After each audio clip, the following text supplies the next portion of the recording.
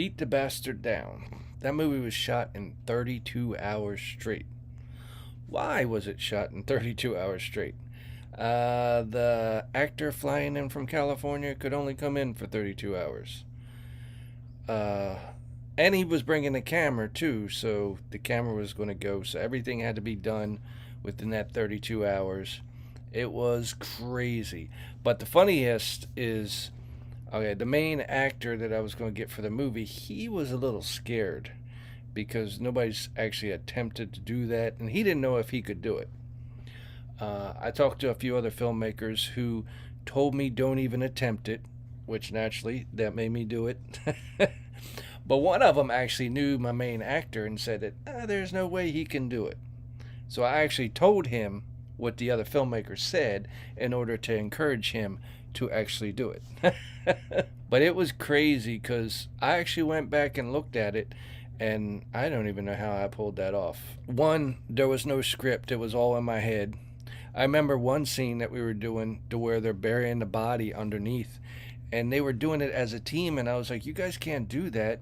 You're not on the same side. And Steve told me, how the fuck am I supposed to know? Because I'm telling them what to say and I'm putting them in the scene, so they didn't even know from one to the other. I remember the one that's actually, I don't want to give it away, but either way, where they were pointing a gun, they shouldn't have been pointing the gun.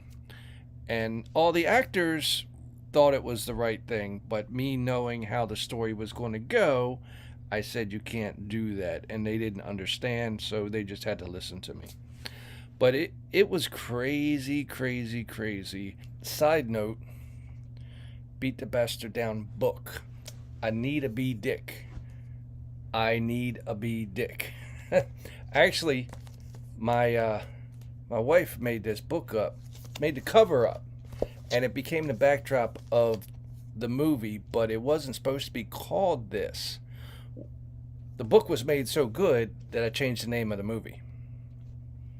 And then, there's always problems. Actually, it started off with a problem because I started off with cops at the door because we were using a house across the street from my mom's, who I got the permission from the person that had the power of attorney because the owner was in a nursing home, but it had no power. And we were doing, that's what's actually at the end of the movie. Like there's a bed scene, so there was no heat, and it's in the winter. So we ran an extension cord across the street and to put power in there. Well, somebody called the cops. Although me personally, I've been filming for years in my neighborhood, so I know it was like new people that moved in because everybody knows, what I was doing and what I always done. But yeah, there was a lot of times when it got really stressful. Like there was another film people that wanted to help me out, but they have their own way. They made like horror movies and stuff like that. But I needed help, it was just me. So I needed anybody that would help. But I didn't really like how their lighting was, and but I didn't want to get rid of the people either. So you have that turmoil, but I was also filming very stressful. And I called my wife at the time, and she was like, "When do you ever listen to anybody?" So yeah, I went in there and told them to turn those lights off. They were using the fluorescent lights, but that gave you like a darker feel, and I didn't want that. So I took a chance, but they didn't leave. They were pissed off when we were filming because I told them that. But it wasn't just that, because we were going from one location to another. And at one point, I got one of the actors in the car, and I called ahead, and the one guy told me, he was like, "Look, they're all in there sitting around waiting for you." And I said, "Well, they can't have no cars in the back because we're going to start filming there first." And he goes, "I kept trying to get them to get out, but nobody would listen to me." I said, "They'll listen when I get there." They all scattered, man, because, there's a lot of stress in doing a movie, a feature in 32 hours straight. And now I did it before in a different one, which I'll say, and that was a 103-page script. But the thing about this one is there's no pickup shots. Everything that's in the movie was done there, even though I still don't know to this day how I did it, because It was just so crazy. Like Ben, who actually has a minor role in the movie, but he's peppered throughout the movie. He even went and tried to film with other filmmakers at night just to stay up because he knew if he fell asleep, it was done. And I was filming so much that there was even scenes like I wanted an opening shot of the movie, right? Which we had to go pretty far to get that shot, and it's only a couple seconds. And even other filmmakers like, hey man, we'll lend you the camera, don't do it. But I wanted it all. If I said I was going to do it in 32 hours, I was going to do it in 32 hours. So it was more of a challenge, and the movie turned out good. I'm proud of it. I look at it, and like I said, for the actors not knowing what to say, just me giving them little things of, oh, this is how you're going to feel here and there. Like there's a shot that's actually done in like a garage, and that was a garage of a hospital. But we had to park there because we were going to use somebody else's like a couple blocks away. We were going to go get some scenes there. So I was like, I actually debated on not even shooting there because I was worried I was going to get it. Any problems you get in trouble with is going to cause issues. But actually, Momo, who was friends with my wife, and she's in the movie, she was like, just shoot everything and worry about it later. Which is usually, to be honest, that's how I do all my movies. But we had a big problem with her is because she actually put her hand through the glass when she was doing her scene, you know? So, yeah, she actually, which is kind of funny if you watch the movie when Steve brings her home at night, because, everything's always shot out of order.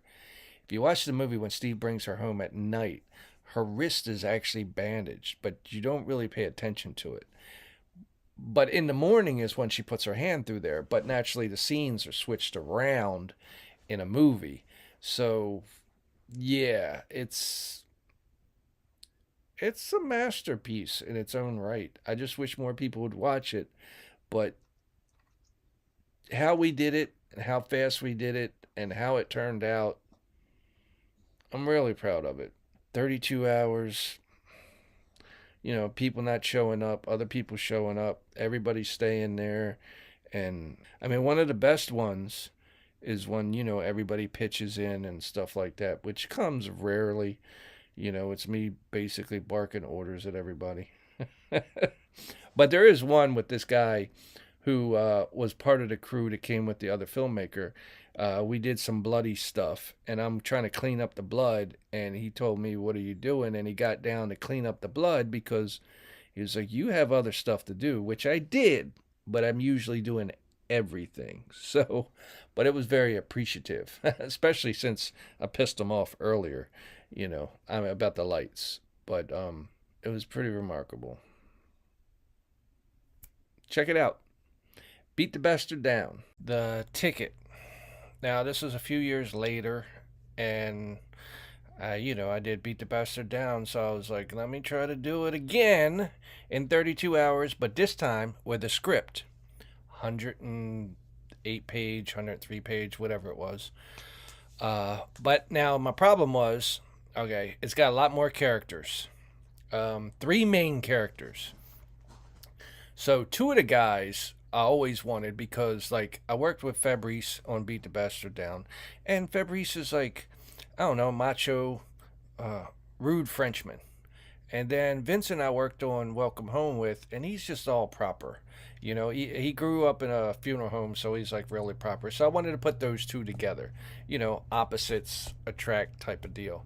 But I needed somebody to carry the movie. And naturally, shooting 32 hours, I can't be in it because it's just too much work. And not to mention, we'll get into it, but there was a lot of, there was some traveling on some locations, which, was going to cause me problems because there's a lot of actors. But anyway, I needed a person that could carry the movie. Couldn't find them. And the weird thing is, my wife asked me, well, is there anybody? Because it's a lot of dialogue. It's the main person of the script, the character who has the actual ticket, because the story's about somebody that wins the mega, but is too afraid. He can't cash it until after the weekend, so he's afraid somebody's going to steal it. He doesn't trust anybody, so he gets those two people, and he can't decide on which one that he wants to hire to protect him. There's always, with my movies, there is always a twist, but we won't get into that. But I needed a main character. Now, when we went out and we lived in California for like 9 months, me and my wife, and we were trying to help everybody. You know how you network, you go and you help somebody on this set. Well, we met this guy Tark, and he was doing an all green screen movie, and I only met Dennis once, but he was pretty good because he was playing the two different characters or something like that. Actually, three, or two. But long story short, I told my wife the only person I think that could actually carry it was Dennis, but we only met him once, and this was like 5 years ago, right? So he was like, "Well, try to get in touch with him. What you got to lose?" So I got in touch with him, and he was like, "Yeah, I mean it's a lead role in a movie, but he's got to fly from California to Baltimore. He doesn't really know me too well, but he said, what the hell, you know." Which was the crazy thing is because nobody else knew each other, and he actually somehow ended up on the same plane as Fabrice, which helped me out because I had to pick him up from the airport. So that was good that they were both going to be on the same plane. But he actually got pictures because I told him who was starring in the movie, and he looked them up. So he actually saw Fabrice on the plane and said, "Hey, you ready to do this, buddy?" And Fabrice didn't know who this guy was. Actually, he didn't find out until they were getting off the plane that they were both coming for the same thing. But then that's when problems arise because Vincent is actually from Maryland. So he wanted to take him around and show him the different sites of the inner harbor and all that. To where at one point Fabrice called me up and he was like, "Man, you got to tell this dude to tell us to come home." Because remember, Fabrice has done the 32-hour film before. Even though he wasn't the star of it, he knows the chaos is going to happen when we start filming, you know. And chaos started before that too because we were trying to get all the actors and all that. And my wife got really mad because we needed somebody in like the hot tub scene, right? And the lady canceled by email, didn't even bother calling us like an hour before we were about to start filming, or I was about to start filming. So she was really pissed because she was trying to help, get people there and all that. And she was like, "This woman didn't even bother to call us." But I was like, "Man, I've done a lot of movies." I was like, "It's okay." I told all the extras to bring bathing suits because, you bump people up when people don't show up. So that wasn't an issue. Actually, one of the actresses that had just like a one liner in the movie, she heard that we needed, even more people, and she was at the bar, and she was like, and I was like, "Yeah, tonight at some point we're gonna have a whole bunch of people rush the house, but we need a lot of people." And she was like, "Don't worry, I'll have them there." And sure enough, man, she had about 20 people, and lucky we didn't get cops called on us at that point, which is really crazy because like I talked to my aunt about using her house because she was moving into a new house. So we would have the house, but they were still living in the old one, right? So her and my cousin came home and they at like 1 in the morning saying, "When are you guys leaving?" And I was like, "Not until sometime tomorrow. And when we do leave, we're going to your new house." She didn't know what she was getting into. But long story short, man, I mean, it was crazy to where I was even seeing some extras that were like traveling, like when we had to go from one location to another. I'm like, what is this? But they actually became like assistants of the stars to try to help them out. And which was cool. Like I said, anytime people jump and pitch in, it makes you feel good. And like I said, every time I try to do the 32-hour film, type of deal, people come out of the woodwork because it's such a challenge that they just want to be a part of it. And it gets pretty crazy. I mean, we had one to where we were supposed to have a guy show up on a motorcycle, and we didn't have a motorcycle, And then we found a neighbor and asked him for the motorcycle, but the motorcycle didn't work, so we were going to have to push it there. But I decided that the guy was supposed to play it crazy, so I said let him just pretend to have a motorcycle. You gotta jump and do like little changes real quick when you're doing stuff like that. Um, yeah, and we shot at this one place, and we told everybody not to, park there. I think somebody got towed or whatever, but we had a whole bunch of people, and I remember trying to find. I didn't even know the place. It was like actually Steve that played in the other movie.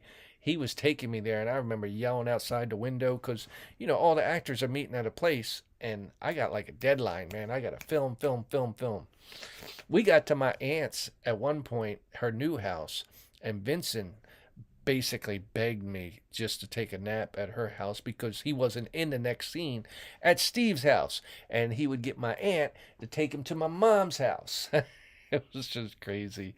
I didn't know and found out later that my aunt said that, like, Dennis, who starred in the movie, jumped in the pool at one point and he said he don't remember that either, just to wake up. Because you got these three grown guys just like begging to sleep. At one point, we did finish up at like 6 in the morning on the first night, or it wasn't six. Either way, it was early in the morning, and everybody else, were trying to take a quick nap, and I was afraid to go to sleep because I knew if I did, the whole movie was a bust. So I just kept things going. They got there, and we just kept on rocking and rocking. I don't really think they got 2 hours sleep. I think they got more like 45 minutes because it was like, quick. And I had to kick them and wake them up and keep on going. Now, long story short, when we got to the end, we ended up at my mom's house. It started raining. And all the, like the crew people, which was whoever was coming along, they were like extras and stuff like that just kind of like joined in as we were filming to keep it going. It almost came like they were you know, the not the paparazzi, but they were a part of it. Well, they grabbed broomsticks and put a blanket and covered me with the camera so when the rain was coming down, you wouldn't hear the drops. And I don't even remember really asking them. I think it's just like everybody was a part of it. But the craziest thing that I remember is when we hit that last shot that I had to get done. Everybody went into my mom's and everybody was partying. I basically sat on the back porch couch, just kind of staring at the wall, you know, because I mean, I hit my deadline and all that, and we hit the 32. Even though nobody had to get on a plane right there, I was still trying to mask what I did with Beat the Bastard Down. Me personally, I wanted to go to sleep, but the owner of the bar that we shot at invited the main, three actors, my wife and me, down for free crabs. I just wanted to go to sleep, you know. I ended up making about 42, almost 44 hours straight with no sleep. I was like dead, dead, dead, dead, dead tired. And your body starts shutting down at that point to where, you could be talking to somebody and you just go out. Or in some cases, when I actually tried to do just like stay up for that long, I would start hallucinating and stuff. So it gets pretty crazy. But yeah, the movie, the biggest problem with the movie is Fabrice. When we did the other movie, he brought in a camera. This one, he was like, "Oh, I'm bringing a camera in that was shot on Entertainment Tonight." Yeah, well, he didn't tell me it was like Entertainment Tonight 15 years ago. So we're using this camera, and like I said, if we would have had a better camera, the movie would have been better. I'm still happy with how the movie turned out and the story and all the acting that's in it, but the quality isn't great because we had an old ass camera. And we did have one issue because even the guy that did the boom on Beat the Bastard Down, believe it or not, his ass came back. But there was no 32 hours with him. So that caused me problems because he was like, "Yeah, I'm going home to nap and I'll come back." but we were still filming, and he was taking his boom mic with him. So we actually had to get another mic and hook it to a broom. and my and my stepson, who was a teenager at the time, he was staying up all night to actually try to help because I didn't have nobody. It was just me and him. Everybody else went out or left and came back, but I didn't have that luxury, you know. But we still did it, and it's the ticket. All those people that's in it, check it out. It was shot in 32 hours straight. Is there any pickup shots? I don't believe so. I believe everything that's in there, nothing got shot later on. Straight 32. Check it out. I did cut it down a little bit because the original movie had two moms at the end, and I think this one here I trimmed it up because I just think it made more sense. So the original movie was a little bit longer than this and actually had extra scenes in it. But it's still good. You know, as you get older, you become different. And I think I'm a better editor than I was before, so naturally I'm going to tighten it up because I want the audience to actually like what they watch. Between Two Hearts. I believe this was my attempt to do 32 hours straight. I did it the first time improv. I did it the second time with a 108-page script. This is my time to do it again with a full script, but put me as the star in it. So it's like the extra challenge, you know. Now, I did get a 24p camera, which I did not know how to use. So again, Fabrice flew in because he heard that I was doing the 32. So he's in all three of them. However, this one had its own problems. Like, first, we were going to shoot it in Pennsylvania. My uncle had this little farmhouse down from where he was living, and but it didn't have nothing in it. You know, it was basically vacant. So we went up, and I had this one lady that was going to be the producer, and one of the guys that I worked with in one of these other movies, he wanted to be a part of it. So I actually had him in mind. So all three of us went up to kind of scout out where we wanted to film beforehand, you know, because doing a 32-hour film, it's going to be crazy. You know, so we scouted out different locations. We walked in the woods and we're like, oh, this is perfect for this and this is perfect for that. The problem became that when the shooting date came around, Fabrice flew in. Well, we got a foot of snow. Now, we still have to film because we got all the actors in play, but now it's going to be hell up there because you got a foot of snow. Now, I had problems beforehand because one of the people that I was making the main bad guy, who this guy worked with me for years, and the part was written for him. He got worried because it was too big of a part and too much lines. And I kind of started sensing that, you know, every time I checked with him, hey, you know your lines, you've been practicing, you know, this is going to be crazy. And even though when we heard the snow was coming, he was like, the snow's nothing, I'll drive up there. But it wasn't the snow that was bothering him. It was the big part that was bothering him. Because he did this other movie, Second Chance. And we actually had to throw the script out. I'll get into that later on. Anyway, it was a lot of lines, and he was really worried. So then I started looking for backup for him, actually replacement. And I had this other actor who I never worked with before, but I heard about him, and a lot of other filmmakers, you know, basically told me bad things about him. So when he came to audition, I was like, look, I heard a lot of bad things about you. And he was like, who?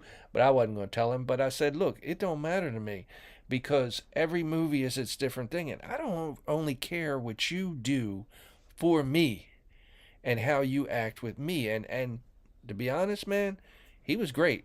He was great. He went up there, although we did have issues with him and Mario getting their lines just because they kind of kept cracking each other up, and I was frustrated as hell because I'm freezing my ass off.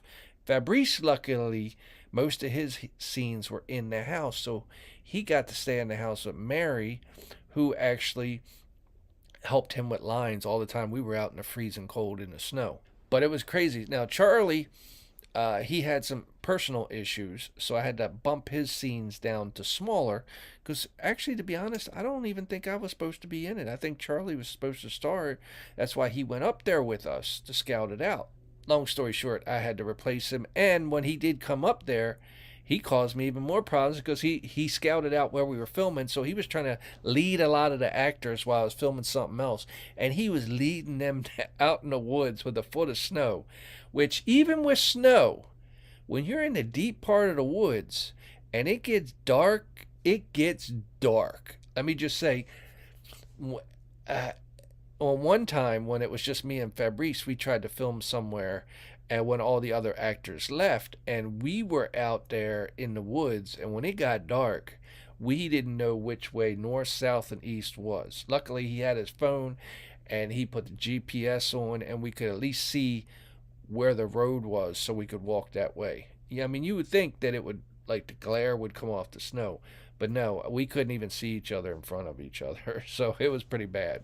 Yeah, it got crazy. The best thing that we had going for us is my aunt and uncle moved into my cousin's house up at the top of the hill, and they had a second floor that they never even used. They had 4 bedrooms up there. So I had one, Fabrice had one, Mary had one, and Sharon had one, who was helping me produce and film the thing. But again, I was filming so quick that Sharon or something happened to where we didn't have the mic, and I'm gonna shoot. We got all the actors. We got to shoot anyway. Later on, I found out that my uncle jumped on me because I should have told him, because he would buy up farms that are around him and basically whatever they had in the house. So he had a mic like in one of his storage that we could have used. So that is one of the problems with the movie, is it was the mics just coming from the camera because we didn't have a boom. But to be honest, we didn't have nobody to hold it anyway because I was in front of the camera. But anyway, it got crazy. Shooting in a foot of snow, things got changed a few different times, even though when we were filming, because people would come up there, like Steve came up there, didn't know his lines, so I killed him real quick. Actually, he really got pissed off at me because he drove up there for an hour, but he didn't know his lines. And then this other actress that was supposed to be, she just drove up there just to be an extra. She ended up getting like one of the main bad guy roles because she was dependable. We were trying to film in a foot of snow. I didn't know the camera. A lot of the stuff was blown out because in the viewfinder it looked great, but the viewfinder wasn't set right when I got the camera, and I never bothered to check it because I'm like film, film, film. So long story short, that one did have some pickup shots, even though Fabrice shot all his stuff and did get on the plane in 32 hours and got the hell home. We did try to get some of the actors back and go up there and reshoot on different days to kind of, make the movie better. Actually, there's one, and it's a little clip that I put in the bloopers, which is kind of funny because we were shooting and even the fight scenes and all that in the woods, and I knew I didn't have Calvin's death scene. But Calvin's local. I figured I could get it later on. Well, the problem is when we got back home, like within a week, all the snow was gone. So I grabbed I grabbed some of the snow, made a snowball, and put it in the freezer. And I actually didn't get Calvin back for like a month or two afterwards. And I took a white foam board on the ground, so it looked white, and then it just smashed the snow up on top of it and put his head right there to do his death scene. And yeah, we shot, just me and him was like the last shot, like months later, just a quick but in the movie you could never tell, so I was kind of proud of that. But I wasn't proud of shooting in a foot of snow was really hard. And like I said, the actors, some of them were showing up. Jacob was sick, but he still showed up, and we were all filming, and it was a rough shoot to do. Like I said, I didn't hit the 32 hours. I don't even know if I was really attempting it. I know I was doing a challenge of at least doing it on the weekend, but I was in it also, so I knew that it would be next to impossible. But I still, to this day, want to try a 32-hour movie with me starring in it, but that would mean that I would need a crew, and I somehow never have a crew when I'm filming. But I still always finish the movies because I do edit all the stuff that I do, so I will always finish what I start. Between Two Hearts, when I wrote the script, was so good that, like, my wife would go through and kind of tidy up the script, but she was so impressed with it that she started writing a sequel before we ever even filmed the first movie.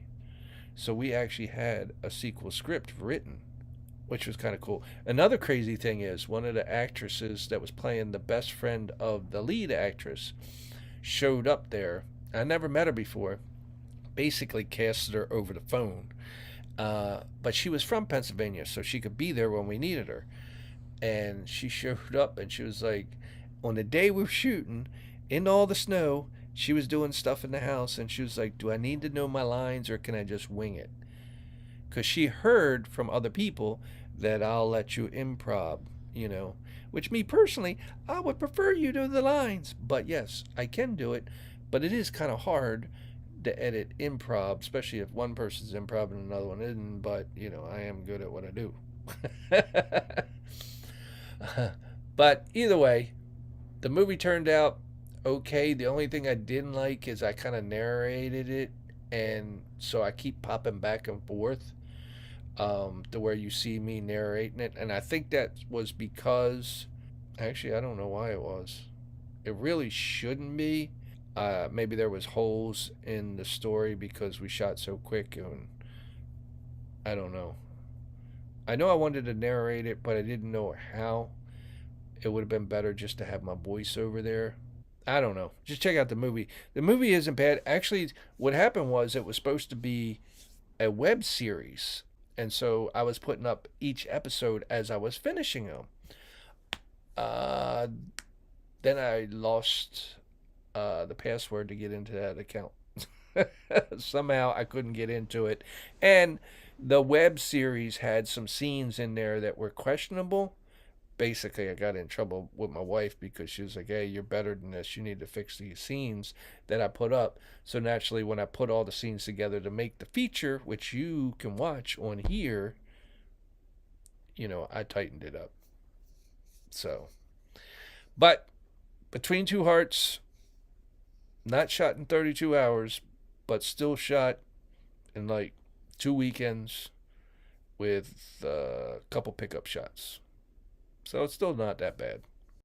Driving Sweetheart was a movie back in the day when basically when I find out actors drive in from far distances, just to say a couple lines, I usually try to make up a second movie real quick.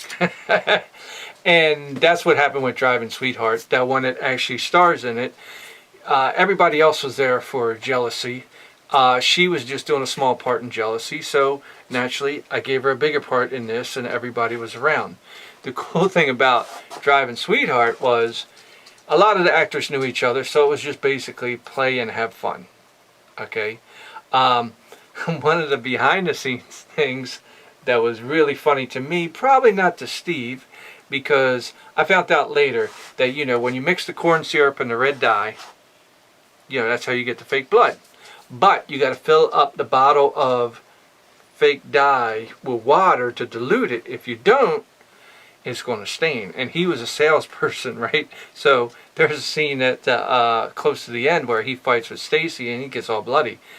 And you could see actually at the end of the movie why he's wearing a T-Production t-shirt, which was my company back then.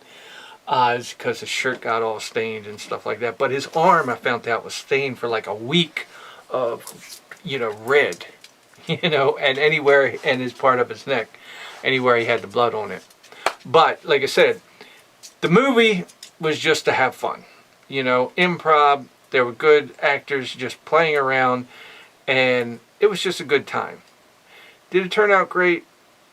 Not really, too much, because it was back also in the day of the lesser cameras and stuff like that. However, here's what I did with that, because I had fun, but I had better expectations for the movie. So I got a lot of the actors back and did this movie called A Movie. Now you gotta stay with me here, because okay, A Movie is about a movie about an investigation of a movie that somebody is making, but in the movie they're killing people from a bad movie, which is Driving Sweetheart.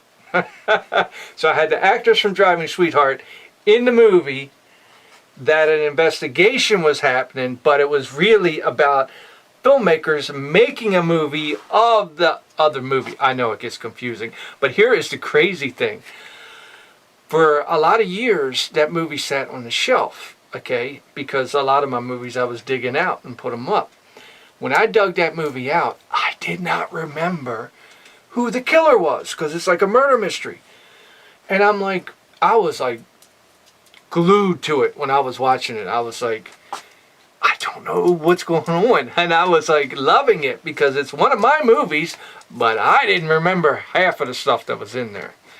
But it is kind of crazy, because like there are scenes in there to where the filmmakers say, okay, the movie's in black and white, so you know which part of the movie is the movie.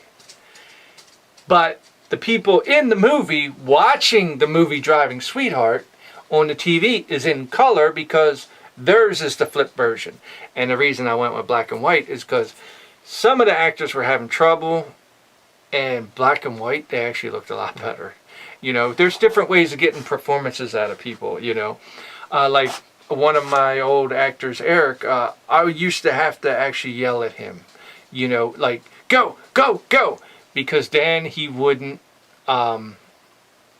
be too nervous. When he's too nervous, he just sucks. There's other ways to get around it. I know filmmakers do tricks of, oh, let's rehearse, and then they'll record the rehearsal, because, you got to get the performance somehow. But yeah, it's a crazy thing. But the coolest thing about A Movie was I got to bring in all these other characters. Everybody, a lot of people played dual characters, because the actors that were in the movie are now playing themselves, being scared that they're going to get killed because they were in this movie and they don't know who the killer is. And it was just really confusing, but it was all over the place. It mainly started, to be honest, because me and a neighbor, who he plays a detective in there, went to these old ruins, and it had like these jails and in the woods and stuff like that. And we did a lot of shots of him walking and investigating, and we did it in slow motion, we did it in black and white, and it just gave a nice effect to it. So that kind of spawned it all together. And then I was mixing Driving Sweetheart in there, because I could get the same actors back, and it just kind of snowballed. Then I had this dungeon that I was doing for something else, so I could actually put them and kill some of them in there. And one thing led to another, and we have A Movie. And it's a movie about a movie. But there's other special things about it. It's like the first time Peachy Narek played in a movie was in that. She had a small part. She ended up being my girlfriend, then my wife, then my ex-wife, sort of, but still my best friend. But when she showed up, she only had to do a couple. She was scared to come in the house. She saw another actor that showed up that she knew, and she came in, and they were like, he's just going to take you to the basement. And it's just like, say a couple lines and then get out. And she just wanted a backstory and all that, when it was just say 2 lines and go. But that's how it was with everybody, because I would get them to come over, say a couple lines, and go. And I see who would come back, and then I would make more movies with them, because that's where you build and you get better and better as you work with people over and over. They get more comfortable, you get better performances out of them. So Yeah, a movie was Driving Sweetheart, which both of them are on here. If you want to check them out, they're a little crazy, but I'm still happy I made them. So check them out. Welcome Home, the J. Randall story. I wanted to try to make it like a true story. But actually, what happened was um, there was some flooding in the state, and like my uncle's house got flooded and condemned, and they were going to rebuild it. So I went down there to get, like, just get some scenes. And I took an actor, and we basically went through the house, and like I was putting my hand through. It's actually in the bloopers at the end because I was trying to bust the drywall, and I actually hit the beam and busted my knuckle open. But those scenes where we were in the abandoned house, which is more than halfway through the movie, they were the actually first scenes that we shot. And once I did that, then I started writing the script. But even when I wrote the script, I wanted to, I was worried because it was going to be the biggest production I ever did. However, I had my wife with me, and she was girlfriend at the time, but she charted everything and mapped it out, and we were going to shoot just on the weekends. It would have took 2.5 months. Okay, but there was a lot of parts. And I actually remember one scene, not one scene, one time to where I was writing, and the kids and her had to go somewhere, but she wouldn't let me. She was like, just keep on writing. Because we were out in California, but we came back. So when we came back because of family issues, we're like, okay, we have to make something that's great, that's going to open up doors. And since I already had those scenes, I wrote Welcome Home, but we needed a feature, and it is a feature. The movie's 80 minutes long. We needed the cast. Luckily, somebody knew a theater that we could use, and we had a lot of people come in, and we auditioned them, and it was crazy because actually Marlene, who plays Aunt Janet in there, helped us audition all the parts, right? But then she wanted to audition for like one of the main parts. And she actually did the best audition because she watched all day how we auditioned everybody else and told them, no, don't do it like this, do it like that. And she studied that. So when she auditioned, she did great, better than everybody else. But, you know, looks have a lot to do with it. So she became Aunt Janet, which is, she has a great couple scenes in the movie. Now, when we got ready to go, I was still worried because it was a lot to do and I needed to be behind the camera. So she was going to do the behind. I tried to convince her, hey, let's just switch genders. And, because she's in the movie too, my girlfriend slash wife. She plays the trailer park trash.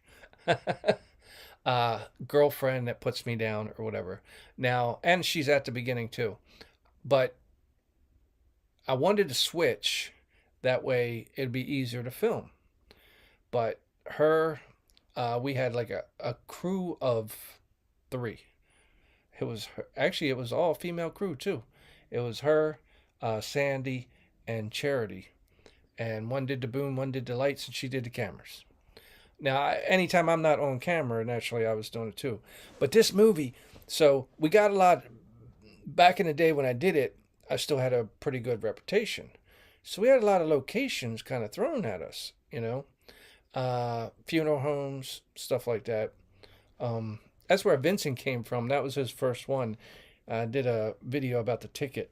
And because, like I said, he grew up in a funeral home, so he's very proper and, very talks. And there's some funny scenes which scared my wife. And yeah, we almost dropped a light in a dug in pool. We needed to do some scenes, and one of the actors' father had a dug in pool. So we had to drive all the way for like an hour to get there and do a scenes quick in the pool. Well, Kelly is an ex-Raven cheerleader. So Kelly looks good. Kelly's like the male appetite. She's very beautiful. And then Vincent is really proper, but he's a handsome guy. So he's there, to entice the females to watch. But they were in the pool, and it was funny as anything because Vincent kept telling Kelly, who was a cheerleader in a bathing suit, and he kept pushing her away so he could get a better shot. We were all busting out laughing. There was a lot of crazy things that were happening. Some of them I don't even want to mention. I know people would want to actually know about them. You know, it's just situations to where you never know until you're on the set. Let's say this: there's a few different scenes in the movie of making out and stuff like that, and one of the people said, "How do I do it?" And we didn't really understand what was being said. Let me just put it that way. But they never actually did stuff like that in real life. So they had to be taught by the crew, which was Peachy, Sandy, and them, how to act. Anyway, on to next stuff. So we had a shitload of people that were auditioning. The funniest one is then we were going to have a read through, right, with some of the people that were going to be a crew. But we are basically auditioning crew people and saying, hey, we're going to have a read through of the script if you want to join in. Well, that's how Charity came about. So Charity showed up for the read through, and I just kept staring at her, right? And my girlfriend at the time was like, "Why are you staring at that lady?" I was like, "Oh, hold on, okay, hold on." Right? So we went through the whole read through, and then everybody was leaving, and Charity just kept looking around, right? And I was like, "Is there something wrong?" And then my girlfriend's there and all that, and she was like, "Something seems familiar." And I was like, "It should, Charity. About, yeah, 6 years ago you got killed here because she's actually in Attic Stalker, and she it was 6 years ago. She probably didn't forget about it, but she definitely forgot where she shot it. So she didn't know she's actually standing on the set of where she did the scenes like 5, 6 years ago, which was funny to me. But I was just waiting for her to actually remember, you know? So, there's little things. But shooting, the biggest problem with shooting was the camera and the boom mic did not mix. And I didn't look at no dailies. We were shooting.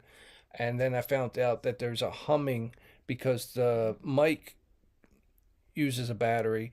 It doesn't get powered by the camera. And the humming was louder than the dialogue. So at one point when we did finish the movie and I started editing it, I was having actors come back because I was going to actually try to voice over the whole movie because the picture is great, the story's good, everything's good, but the audio. The only person that could really do it was Vincent, but he had experience with that from his LA movies and stuff like that. So the movie, I went on to do other ones and just kept holding it until software got better, like SoundSoap, so I could actually fix the audio enough for the movie to be passing. Because yeah, the humming was pretty bad.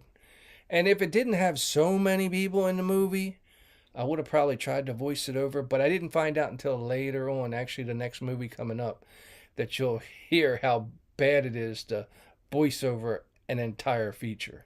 So we shot Welcome Home, which was crazy, but like I said, her schedule just kept us in check. So much so that, we knew when we were going to kill people and this and that. We did have a special effects guy, right, who did a few other horror movies. And then he came, which was crazy. His wife called us because he was diabetic and he was low and he was actually circling our state and didn't know it. But, problems arise when you're filming. But when we were doing some of the bloody scenes, his like air blood thing wasn't working, so the blood wasn't shooting out, and he was a little bit embarrassed or whatever. And I was like, "Man, ain't no problem." But he was like, "Yeah, we need the blood coming out when the knife goes in." And I was like, "Yeah, I've been doing movies for years. It's no problem. I just got on the floor. They put a shirt on me, and I let gravity work. When I stabbed the shirt, the blood came down with the camera right next to me. So it wasn't no big deal." But he did do all the, oh, here's a crazy one because there's two bodies covered in blood at the end, right? And they they were okay with being like half naked and stuff like that. But when we were shooting, uh, let's just say the guy's nuts was hanging out, and and somebody had to move him for him because he was in a position or whatever. So yeah, my girlfriend had to do that. It's the things you got to do on set. Other problems that arise is like we're doing this big scene at the party when I'm getting a going away party. We got all these extras, like 30 extras, stuff like that, and we're supposed to have 4 hours. And the guy comes and tells us, "Hey, can you be out in a half an hour?" So I'm like filming, filming, filming, filming, and then once we get almost everything done, then he comes back and says, "Ah, never mind." So I was so heated in a lot of different situations. Then come find out later that one of the actresses bumped into the wall and the wall cracked, but we didn't find out that, and nobody told us. So he got all pissed off. I had to go back up there with my uncle. Come to find out, the whole wall was soaking wet, so it was just rotted all the way through. So we actually saved him because of that. But I thought I was going to have to pay for that. It's little things like that that just makes you not want to film. But everything always comes up. And if you're, you're really passionate about trying to create something, you got to go through that. But I tell you, the movie is the there's a lot of different things that's kind of really cool. Um, you'll see in the outtakes of how we had to drag the kids around, to all the places and stuff like that. But it's it's pretty good for a cheesy horror movie, thriller with a good story. Although most people don't really understand the ending. And should I give it away? Well, I am, because this is a director's cut. Go watch the movie and then come back if you don't want to hear it. But what people didn't understand, because later on, Ben and I was going to a premiere, and he's in this movie. He's the one that we busted the house up, and he was like, "Jimmy, how can you kill all these people in the story and still go to heaven?" And I was like, "Ben, did you watch the movie?" Because spoiler, uh, he knew the story's about a guy that goes out to California thinking he's going to be a big star, and shit happens to where he comes back a failure, and then one disaster to another, and he starts killing people. But in reality, he thinks about what's going to happen when he goes home and actually commits suicide, and by doing that, he actually saved all the people he was going to kill. So it's controversy in that aspect. But I forgot about one. We actually shot in America's Most Wanted in John Walsh's office, and he didn't know it. Well, he had an assistant that had the key, so we were using all the all the rooms and stuff like that, and we had to use as many as we could to get different producer scenarios in the movie. So we had one location, we're going to turn it into like 3 locations. But the craziest thing is when we actually used his actual office, right? And in the movie, this is a little trivia for you. When Steve is playing the bad producer guy, he's got a pile of clothes behind him. And he actually takes my shirt off, because he's being dominating and stuff like that, and throws it on there. We made up that excuse because we didn't want to take a chance on moving this big ass America's Most Wanted plaque. And if we would have broke it, all hell would have broke loose. So we figured we'd just cover it up. That was my idea. And then it added a good layer to his character, stuff like that. But check it out. Welcome Home, the Jay Randall story. And yeah, it's a good ride. The Real Cupid. Now, this movie is a remake of one of my older movies.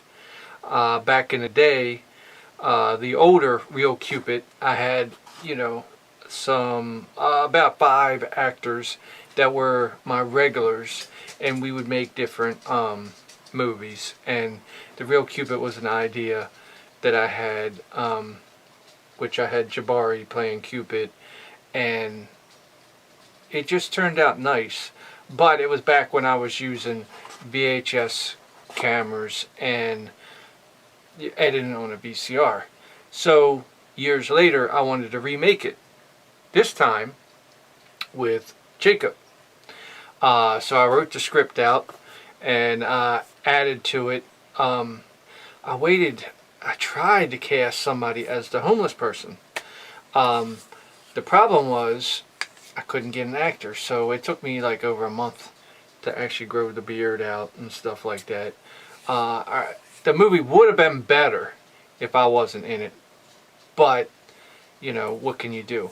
The whole concept came from the original one because the easiest effects are to actually have somebody standing there, everybody stay still, snap your fingers, and then the one person gets out and it's like they disappear. So that kind of spawned the whole Cupid thing of him popping in and out. But it got even better when Jacob was around, because then we did the green screen came along. I didn't have that back then. But yeah, that one of the coolest things that came from the Cupid was I was actually filming in the house, and my son was like 10 upstairs, and he basically was getting angry with the computer. So my wife told him, you know, you need to go downstairs and help them film. Try to get him off the computer. So basically, this 10-year-old comes down and takes control of the set, telling the actors when to go, when not. You can actually see the footage at the end of the movie in the credits of him coming.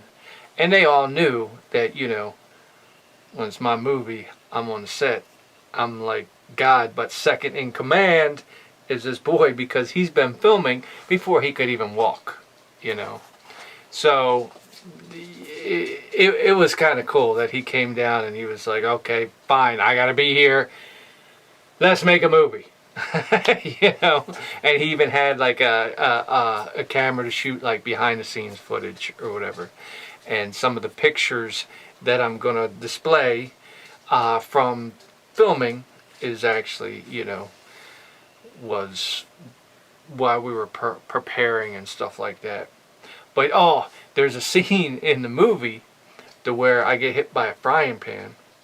That is actually real. The actress came way too close to my head and hit me with the frying pan. But good sound effects. I didn't have to add anything.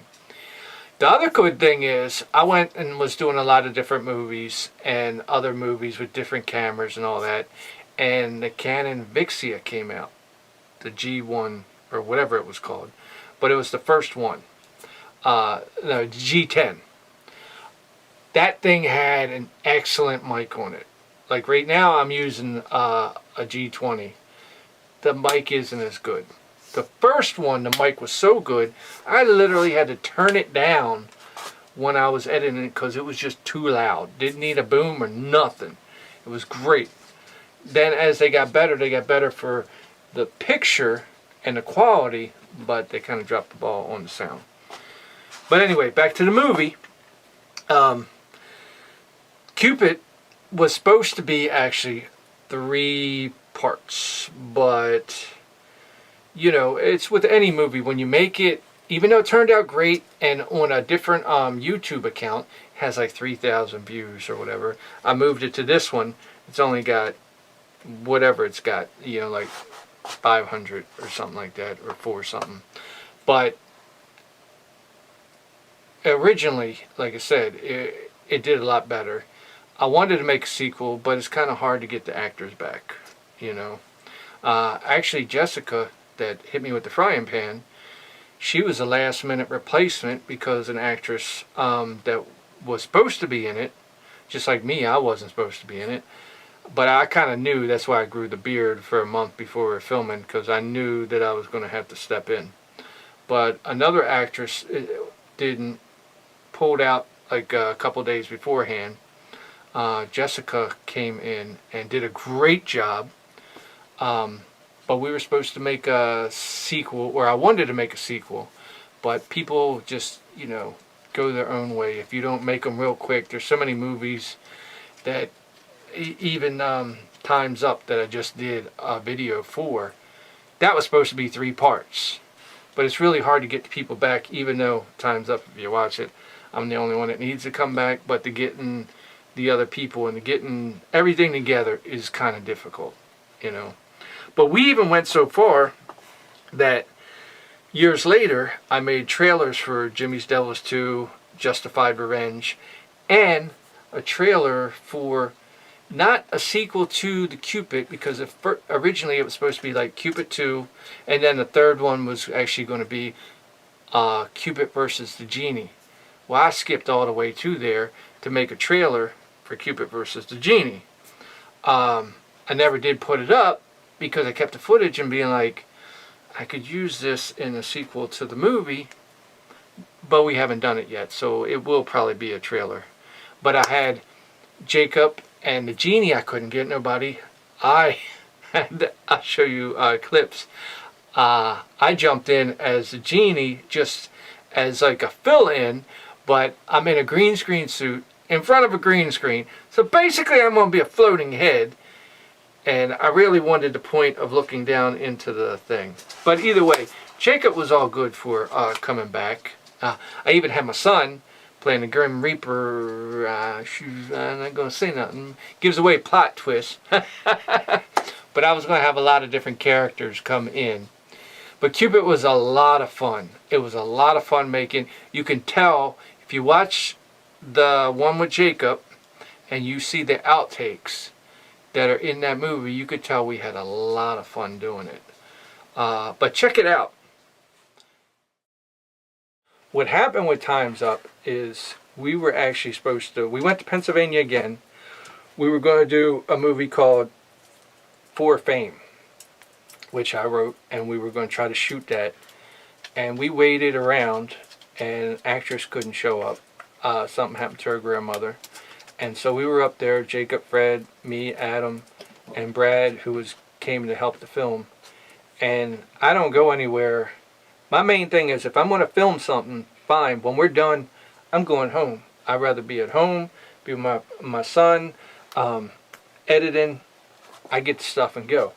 Well, we're up there, and I was like, well, we got to make something, you know. So this was kind of unscripted. We made a little action film in a barn. Turned out really nice. I actually went to Tudor again to do the music, and it was the first time that he did the music for this 8-minute short. And I said no, because when we shot it, I took the mic and everything, but we couldn't find the mic. After we were done shooting it, we found the mic underneath the camera bag, but it was already done. So I was like, okay, how much can we get away with? Well, there was some that there was a little bit bad, and I was hoping the music would cover it up. And so I told Tudor, I was like, I need music throughout the whole thing, because that's usually what I do. And he was like, no, it's only can be here and here and here. And I was like, well, that doesn't work for me, you know? I need it throughout. And he was like, I'm the composer. This is how it should be. If you got bad sound, you're the filmmaker. You need to find a different way. Usually this would not set well with me. I mean, I've made movies for years, and it's always Jim's way, you know. But this is the first time I was like, his music's good. He hit the points that I wanted to hit. He is right. That is his job. So I got to go with trying to fix it. I brought the actors back to do voiceovers. But the problem is we could never get the echo from how the rest of the sound sounded in the barn. So it was like if we do the voiceovers to get rid of the camera or the movement or any of the sounds that were, you know, messing that I didn't like, it wouldn't sound right. So ultimately I ended up, even though I had the actors come back and do voiceovers, I never used them. I was like, you know what? It is how it is, you know. And actually it's still a great little movie. You know, you got to check it out. Time's Up. But the cool thing was when we were filming it, Adam was a producer on it, so was I. Adam actually played in the movie and was really outrageous. And he was like, you think I'm going too far? I was like, dude, we're paying these guys to do this movie. We can do whatever we want. You want to go crazy, go crazy. But then it came down to, okay, it's an action film. We got to start killing off the actors. who goes first and what. So we all started voting on it. And needless to say, the ones that were getting killed off weren't happy that they were getting voted to kill off first. But either way, it was a good time. It's a good movie. And it was just fun, man. It was just really fun, you know. The only thing that I would say that I wish I would have changed is it's an action film with killing, but we didn't have no blood because we didn't know we were going to do an action film. So I had no blood. The other one is there a fight between me and Jacob that I kind of sped up. That it shouldn't have been as fast, you know. But I was trying to make the action go. But check it out. Time's Up. It's on this site, like I said. If you're watching this, you can easily get to it. It was one of those things that you just have fun and it turns out great. Because sometimes you try really, really hard to make something great and it turns out terrible. This one was spur of the moment and just the right moment, you know. Couldn't be happier for it. Please watch Time's Up. Okay, what can I say about Test of Our Love? Well, throughout the years, I do things my own way. Okay, and I really had, I guess, like a contact with people that could possibly work for the Hallmark Channel. So I needed to make like a Hallmark movie. But actually, that's not real where it actually started. Where it actually started was there was a kind of crisis, and an old actor friend actually helped me out. So he came along and he said, look, I'm doing here, I'm there. I know some people in the UK. Can you write me something that's only got like 4 characters in it and it's an entire feature that I can make in the UK? But like I said, since he helped me out and my family out, I was like, okay, I'll write you a script. Gave him the script. Year goes by and he doesn't do nothing with it. Now, I kind of like the story. You know, it's short and got a few people in it. So I'm like, what's going on? And he's like, well, we couldn't actually do anything there. So I was like, okay, well, I can still make it. You know, you want to be in it. So he actually flew to Baltimore, where he actually grew up. So his family lives here. We drove to Pennsylvania, drove to my uncle's, checked out the location and all that and stuff like that, because he was going to play in the movie. And what happened was he never had any time. So I waited another year. And I said, look, I'm going to make the movie, you know. I don't want it sitting there, just like why I'm going to continue to tell my stories. I don't want them just being, you know, my thoughts and nobody ever seeing them. And like I said, it came along that I could have possibly had a contact at the Hallmark Channel. So it was a good fit. So I casted the movie. Now, that was a little hard because I hadn't made a movies. I was just making shorts here and there and a feature. But the reason I liked this is because it was like one or two locations. Everything takes place. Small amount of actors. Good. Okay. And I was actually going to, for the first time, actually pay the actors and stuff like that. Now, the cool thing is, the first one I was looking at as the lead was Fred, who, the best thing about this actor that came along and did some of my movies is, we don't take nothing personal. I was doing Cupid a couple years before that, and he didn't want to do what I wanted him to do, and we basically had a falling out and said, go, you know, F yourself. This movie came along, called him right up. He was like, okay, because that's the whole thing of it. It's not, there's friends and there's colleagues and stuff like that, but it's about making the movie.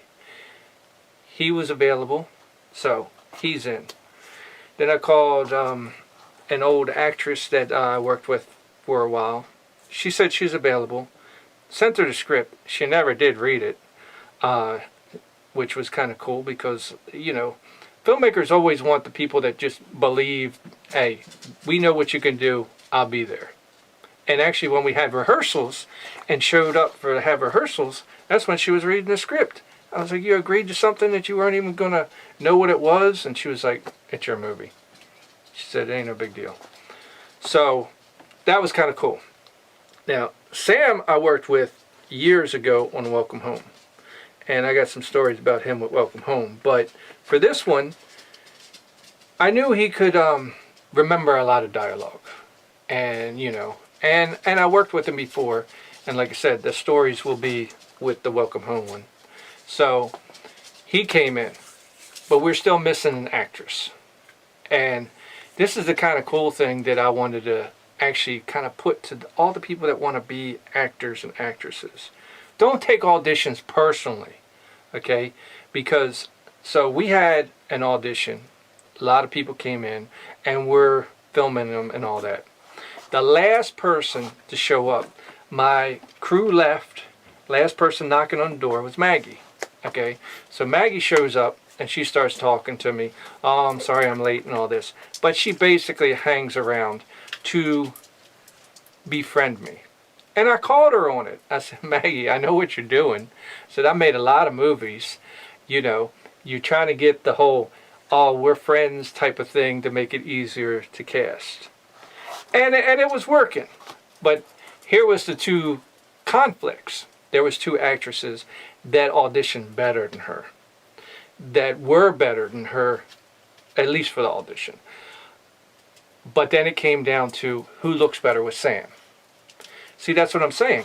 Even if you're the best actor in the world, but they already have this person that they know they need for this part, you have to fit that, you know, interact with that person. So basically the other two actresses that were better, they couldn't fit with Sam. One was way too young, and then there's a scene in the movie towards the end to where the partners or the couples kind of switch, and the girl was supposed to try to seduce Fred, and I'm going for a Hallmark Channel, and she was way too young. It was going to look awkward, so she was out. The other one that did really good, I mean, the audition was spot on. She was really short and also kind of young for that same situation. So, and she wasn't going to look good with Sam. So it came down to Maggie got it because she fit with the group. That's what I'm saying. The auditions, don't take them personally. Everybody says, oh, when I leave, I did my best audition going home. All you do is your best, because there are so many other factors. Like, I will cast somebody that I worked with before somebody new, even if they're better, just for the fact that when they're on set, I know I don't have to stress about that person. You know, there's so many other factors. But anyway, we'll get back to that on something else. So, we go to film in Pennsylvania, which is my uncle's farm. Now, they were there, so, you know, we're trying to film around people. And we first started filming, like, shots that I figured we could film here in Baltimore at a friend's penthouse mansion. We did that. But then when we got to Pennsylvania, I actually had a mutiny on my hands because Stacy came to me and said, look, we need to film the whole thing up here. And I was like, we already shot one day down there. And she was like, you could use some of the scenes, but the main bedrooms have to be up here. It just looks right for the scene, which I agreed. I just didn't want to have to shoot an extra day, you know, to make up all those other scenes, which actually did help with Maggie because all the other actors kind of clicked with each other, and having another day, she bonded better with everybody. So that first one was almost like an audition, but I really didn't want to actually film it over. But her and Maggie and Sam all got together and said, look, we need to do everything up here. It just feels right. It's going to be right. So I was like, you guys take care of it with Fred and tell him that we're shooting another day. But even that, when we were shooting, I was, you know, for years, everybody's always told me, you do things differently, you do things your own way, this is how it should be done. So I had a checklist. Even when we had rehearsals here, I green screened everything, and put pictures from Pennsylvania behind them and sent the videos to them. So they had the movie before we even shot the movie, so at least they would know their surroundings that they're going to be in. Only one person actually watched it. Maggie confessed she watched it because she didn't have nobody to rehearse with. But I did all that to prepare, you know. Even other filmmakers told me they never saw so much preparation go into shooting a movie. Well, guess what? That's not me, you know. But I did it. I mean, I had a checklist of everything. Let's do this, this, this, this. And then that's when Stacy called me on it and said, look, we're saying our lines. We're going through the routine. But it's not a Jimmy Trainer movie. She said a Jimmy Trainer movie is do this, do that, make stuff up, boom, but make it the best that we can make it. And I was like, yeah, but I need to do it like this. And she was like, yeah, but it doesn't have heart to it. So I downed like 3 energy drinks. Next thing I know, I'm bouncing off the walls, shooting through keyholes and stuff like that. And then, because I was having a good time, the actors started having a good time. And it wasn't just about, hey, come and say this, this, this, this, this. It was about, oh, let me feel it. Let me give you something that you wasn't expecting. And, but now I did have a problem. If you ever watched the movie, which I tried to hide, because after I finished it, the depressing thing about it was that it took me a year to edit it. I mean, we used 2 cameras, so I had double the footage. We shot for 5 days. One day, my aunt and uncle left, so we had like 14 hours of the house to ourselves, and we reshot a lot of stuff.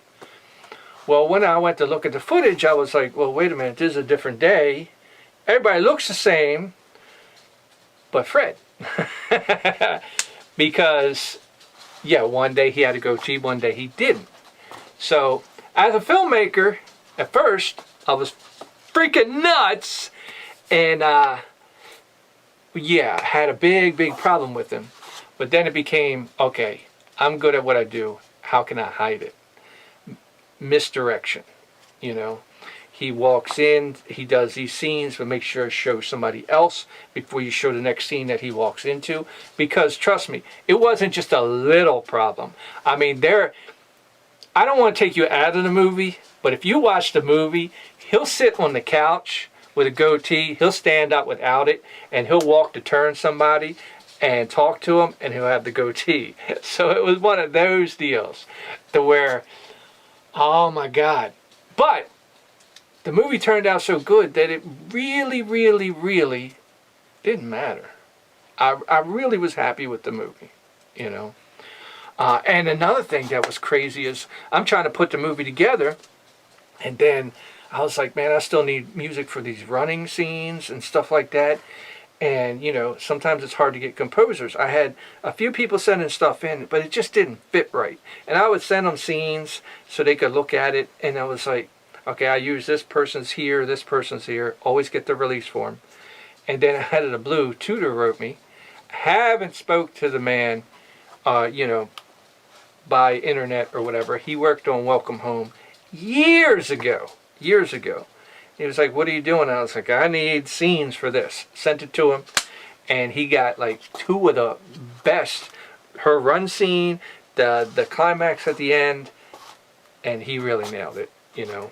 Plus I had Jacob's music, who, that was a crazy thing. We shot at the bar, and we actually shot extra scenes, but when you look at your movie, sometimes you got to realize when enough is enough. So we actually shot extra scenes, and the movie would have been longer. But in the past, which you'll find out about jealousy, it's not about how long the movie is. It's about how good the movie is. Sometimes you do need to chop it off and end it. Me personally, I like movies like Shawshank and all that, that continue and show more than what you planned on seeing, and see the, you know, the next stage. But in this case, it would have hurt the movie, because I already had a nice, you know, compact movie. So anyway, but yeah, we were doing, I mean, we were filming out in the woods, showing the cars driving. We had cameras stuck to the car and all that. We had some pretty good outtakes, which is at the end of the movie. But yeah, it was a hard shoot. And like I said, the worst thing was it took me a year every day after work. And I feel like I lost a year of my son's life because he was around 12, 12, 13 when I made that movie. And, you know, can't ever get that back, you know. But I made a lot of movies. But yeah, that one was pretty interesting. You know, all the little things that we did. And like I said, you'll see in some of the outtakes that those scenes kind of made it in the movie because they were spur of the moment things, you know. But yeah, it was a pretty crazy experience, you know. Check out the movie Test of Our Love. It's on Trainer 4 Films, which is this site. If you're watching this, you're already on my YouTube. And I'll load the next one. I know I probably shouldn't add this, but I've done a lot of movies, and I really didn't want to make the movie. And I do tell the actors, which you'll find out. But all I wanted to do is show my old movies. We found a theater that wasn't a bad price, but I had to kind of mutiny because the people I worked with and all that said, people's already seen your movie. If you're going to premiere it, you need to make a new one. So I was cocky, you know, because I made so many movies. So I was like, fine, let's just make another movie. Moon-based sounded like a good idea because I could actually just film in one location in the house, do green screen, which, by the way, I did not know and still not know green screen too well. We'll get to that too. So I was like, screw it. Let's cast. So we had like 35 people show up. We had good stations. Peachy would check them in. Had Adam on one camera doing auditions. I was doing voiceover. Actually, facial expressions because, you know, you got to be able to sell the thing. So I get them to say, you know, I want this role. Happy, sad, and all that. And then Sharon, you know, was going through the information with them. But it was funny. Jacob was helping out. As basically, I knew I wanted him in the movie. He'd done some other movies with me.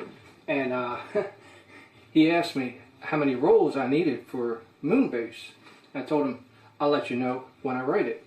Don't do that. Like I said, I was cocky. I made a lot of movies. So I was really trying to make this one as hard as possible, apparently. So anyway, we had auditions, okay? And just like auditions, there'll be people that you like and they won't work out. Either, you know, money too far, scheduling, you name it. You get a bunch of people that you think and you kind of interact them. So you have second callbacks. Lack of communication. Think about it, so what does it matter? Okay, give it to her, let her do it. They aren't up and running yet. Of course, this has been on a need-to-know basis. Let the games begin. And this way, you can actually get them to play off each other, see who works good with each other. So I had second callbacks, and I told them, look, you guys are going to probably film. I did tell them that I didn't have a script yet. I told them I did not want to do the movie because I just came off of a movie that took me a year to edit, and I knew this one was going to take me a year. At least we'll get to that. But I told them when they leave, if they really want to do it, to text me. But I want all or nothing. And my phone was blowing up as soon as they went out and got in their cars. So I was like, great.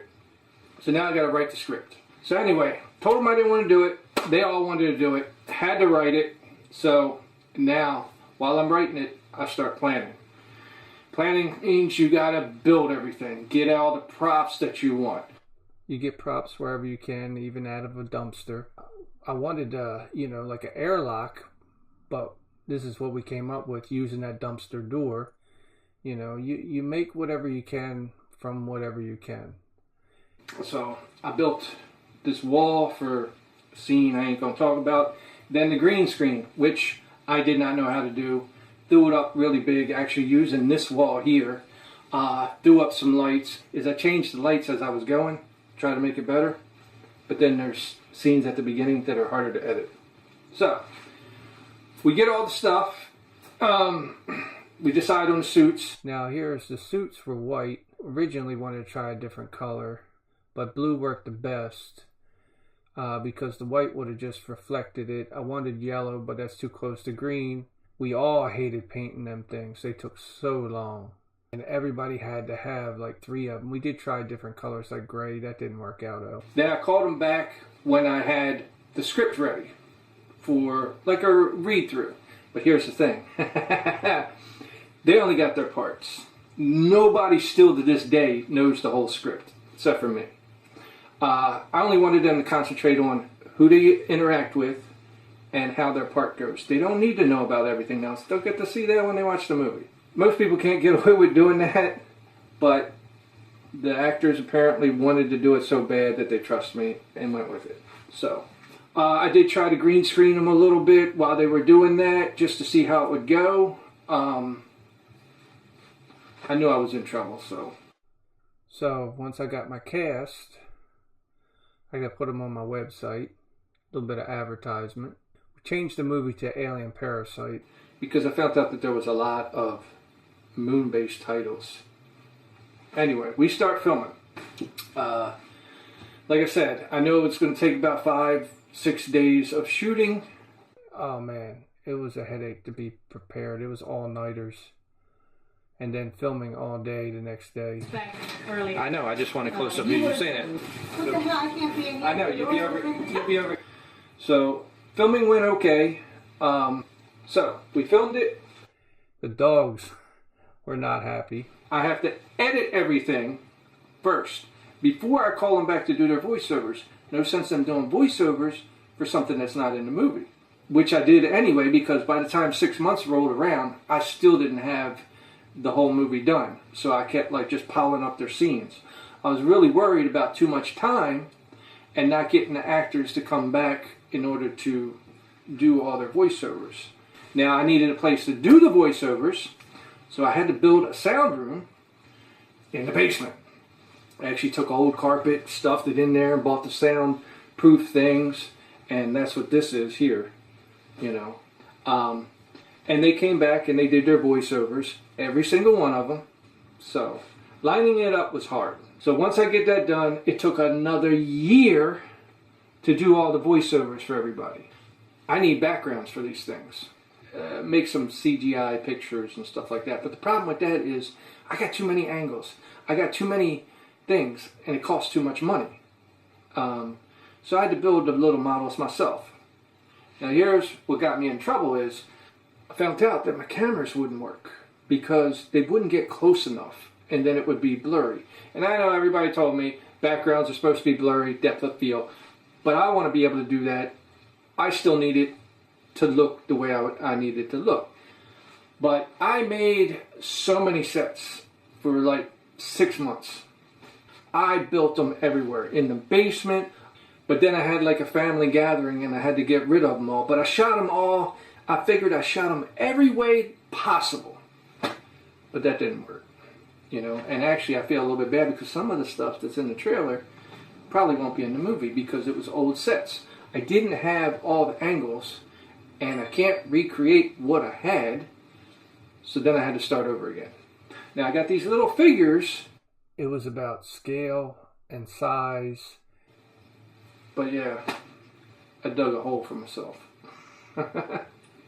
Now whatever I have, because I actually, if you watch this, what I would do is shoot the angles and then look off the computer for shot by shot. Once I had this technique down of like the size of the rooms scaled and the little camera that could fit in there. So I still have a problem of some things are bigger than they're supposed to be in one shot and the other. But when you're dealing with miniatures like that, it's all new to me. That's a big problem there. But either way, I'm over 3 years in. I can't quit. When will it be done? I don't know. But it will be done. I'll keep at it. Get this movie done so I can start something else. 4 Films. That is TRAYNOR, the number 4 Films. Business commercials, actor demos, indie movies, and headshots. For all your filming and editing needs, contact Trainer 4 Films. Unfinished projects, podcasts, editing family video to career projects. No problem. Call them up to see how they can help you. Call 443-225-3016. That's 443-225-016 or Trainer 4 Films. That's TRAYNOR, the number 4 Films.